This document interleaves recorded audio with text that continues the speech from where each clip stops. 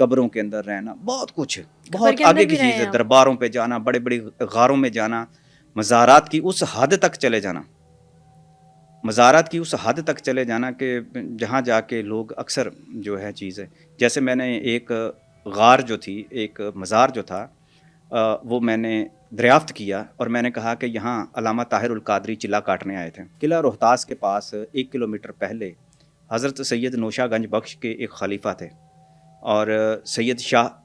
شہید کا وہاں پہ ایک مزار ہے، نیچے کھائی میں تھوڑا سا غار بھی ہے، کھائی بھی ہے، وہاں پہ سارا کچھ معاملات ہیں۔ وہاں جنات کی ایک مسجد تھی، میں تو ان کے دربار پہ گیا، ان کی تحقیق کر رہا تھا حضرت سید نوشہ گنج بخش پہ نا۔ جب میں اس پہ کرتے وہاں پہ پہنچا، مجھے پتہ چلا یہاں جنات کی ایک مسجد ہے۔ میں نے نماز کا بھی ٹائم تھا، مجھے وہاں جو متولی تھے، پتہ نہیں بشیر اس کا نام تھا، یہ شبیر تھا، پرانی بات ہے نا، وہ بابا جی مجھے بتانے لگے کہ یہاں پہ جنات رہتے ہیں، نماز پڑھتے ہیں۔ تو میں نے کہا مجھے آپ نے ڈرا دیا، لیکن میں نے نماز پڑھنی ہے۔ خیر میں نے نماز پڑھی، مختلف وہاں پہ واقعات جو ہے وہ میرے ساتھ ہوئے، کہ میں کافی ٹائم ادھر رہا۔ اس نے مجھے بتایا کہ علامہ طاہر القادری یہاں اسی مسجد میں آ کے جنات کے ساتھ نماز پڑھ چکے ہیں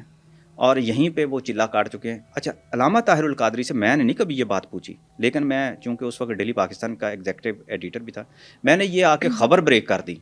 میں نے لکھا کہ یہ وہ مسجد ہے۔ اور وہ اس مسجد کو پاک فوج جو تھی، ہمارے پاک فوج کے جو جوان تھے، ان کے لیے اس کی مسجد کی بڑی عقیدت تھی، کیونکہ 65 کی جنگ کے حوالے سے جب آپ کتابوں کے اندر ایک واقعہ سنتے ہیں کہ یہاں پر جہلم کی پہاڑیوں کے اوپر جب دشمن ہمارا گولے برساتا تھا تو ایسا لگتا تھا وہ گولے کوئی قوت پکڑتی ہے تو اٹھا کے پرے پھینک دیتی ہے۔ اب یہ واقعات جو تھے وہاں مجھے بھی انہوں نے سنائے کہ یہاں 65 کی جنگ میں